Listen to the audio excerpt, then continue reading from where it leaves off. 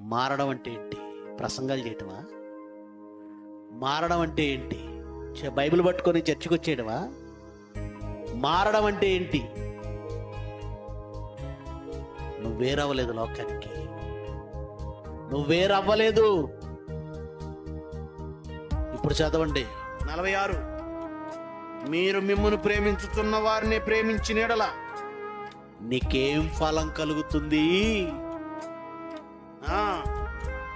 సొంకారులు అంటే పాపులుగా ఎంచబడిన వాళ్ళు. సొంకారులను అంటే పాపంలో ఉన్నవాళ్ళు, లోకంలో ఉన్నవాళ్ళు అని అర్థం. నిన్ను మార్చాడుగా. అగ్ని రగిలిందిగా. రగలడం వల్లే కదా లోకాన్ని విడిచి వచ్చావు. అందుకేగా వచ్చావు. వచ్చిన నువ్వు పళ్ళా లోకంలో ఉన్న వాళ్ళు చేసినట్టు చేస్తే నువ్వు వాళ్ళకి వేరైంది ఎక్కడా? ఇప్పుడు చెప్పు. మారేమా?